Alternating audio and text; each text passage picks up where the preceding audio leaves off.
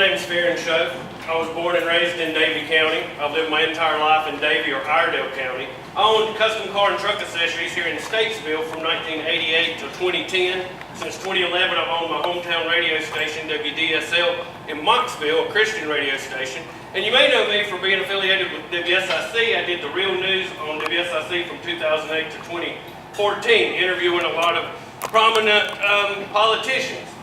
Virginia Fox, Kay Hagan, Senator Burr, Ron Paul, and it really gave me an education to how completely broken and dysfunctional Washington, D.C. is.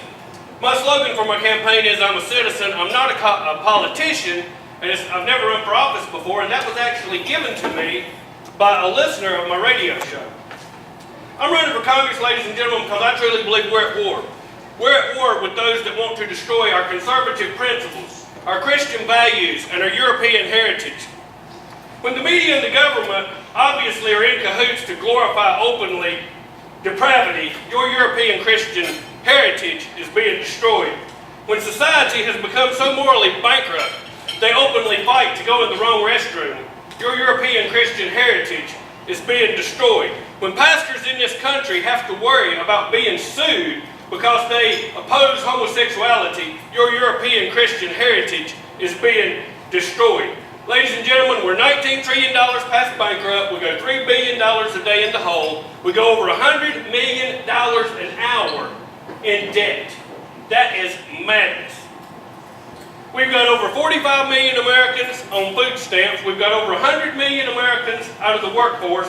As I speak right now, we've got over 30,000 veterans sleeping homeless in the streets, while President Obama is worried about bringing Syrian refugees into this country. It is a national tragedy.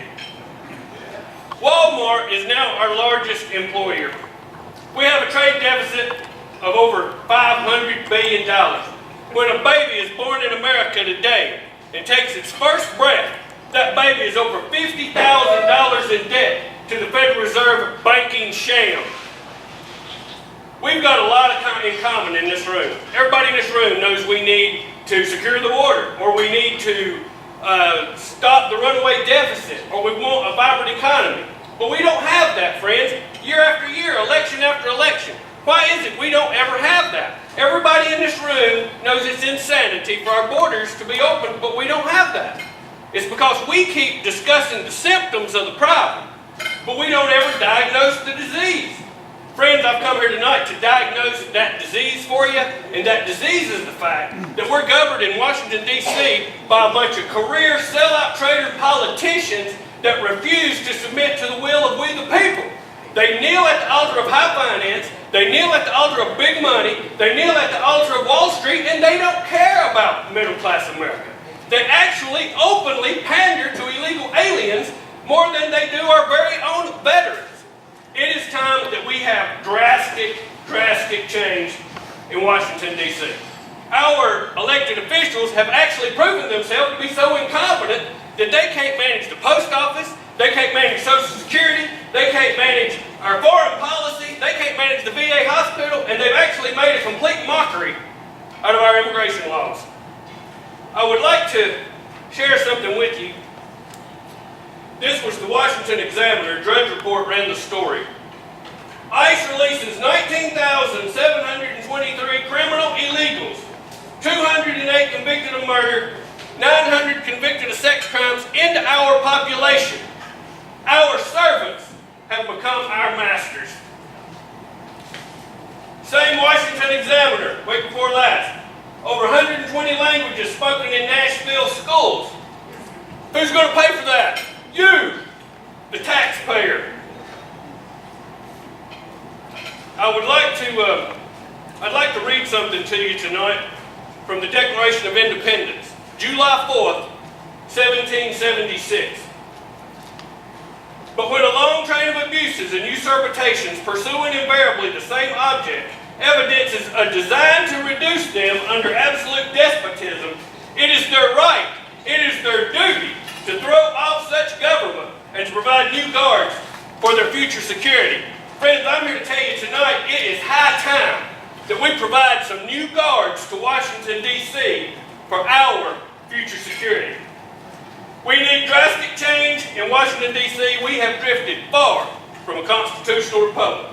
We need representatives that are sent there to actually fight for the hard-working middle class, not for the banks and not for Wall Street. The majority of the politicians in Washington, D.C. are in the back pocket of the banks and the corporations. It's just that obvious. All you got to do is look at the legislation. We must always protect our local farmers, and we've got to remove the bureaucratic shackles that stifle small business. I've been a self-employed businessman since age 21. I know something about the red tape, the permits, the license, the inspections, everything you go through to try to run a business in this country now. I fully believe in supporting our military, but I adamantly oppose continuing to police the world. It's bankrupting our country, and we've went from the greatest creditor nation in the history of the world to the largest debtor nation in the history of the world. I also oppose amnesty, and we must secure our borders. If you are really fed up with Washington, D.C., if you have really had enough, then vote for me and send me there to fight against those who, sadly but successfully, are destroying us from within. I am pro-Second Amendment, I'm pro-Constitution, I oppose amnesty, and I fully support building a wall, and I fully support term limits.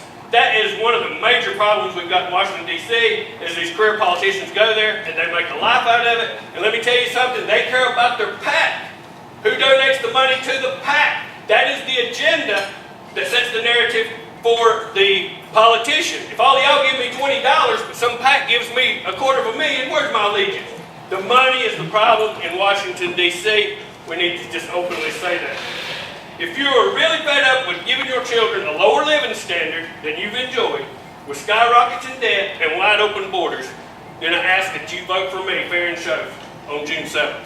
Thank you.